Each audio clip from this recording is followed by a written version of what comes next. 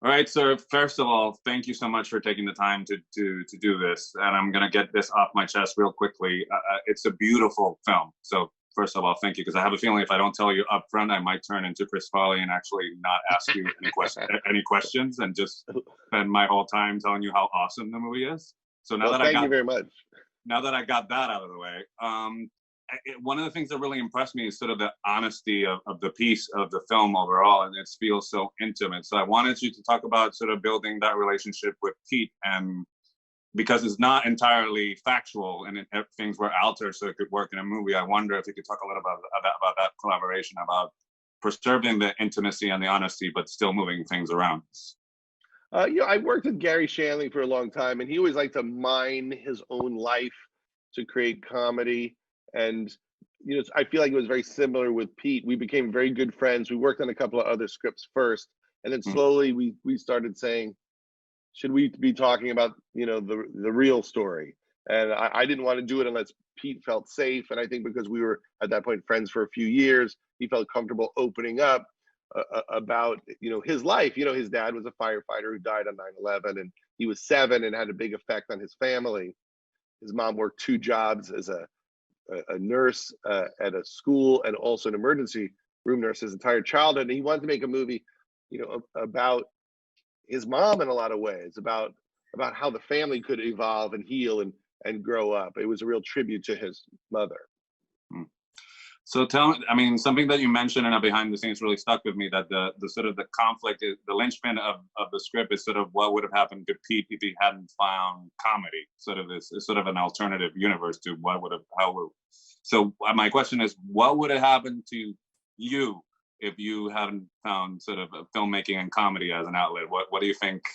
What would that script look like? Yeah, I don't know. I mean, that's a very good question. I remember right before I was leaving for college, my dad tried to talk me out of going to college. I think because he like missed me, and he's like, "Let's open up like a Blockbuster," and I was like, "I don't want to Mm. open up like a Blockbuster." And looking back, that would have been a bad business move to open a Blockbuster. I don't think those are around anymore.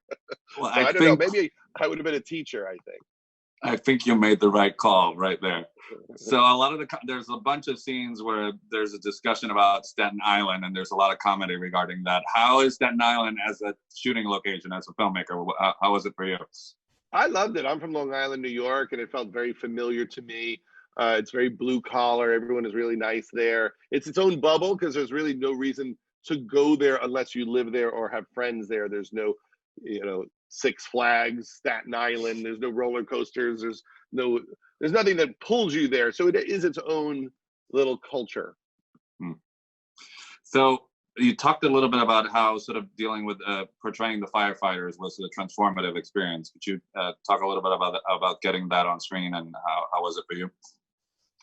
A lot of the movie takes place in the firefighting community, and Pete wanted us to pay tribute to these people who dedicate their entire lives to helping people, and that's a lot of what the movie's about. It's about Pete's character slowly understanding why his father was willing to sacrifice his life to save other people. Because as a little kid, it's hard to process why that would happen and what that means. And we had a lot of firefighters playing firefighters in the movie. Like current firefighters were acting in the movie, about half of them. And then Pete's dad's best friend was our main consultant and an actor in the movie. And it was great. It was great being around them. They're beautiful people whose lives are just dedicated to service. It's a very special community. The other thing is, you're directing your daughter and Pete's friends and family, so it feels like the movie was truly a family affair. Did that make the experience of filmmaking different for you in any way, or did you feel it was Yeah. different from any other shoot?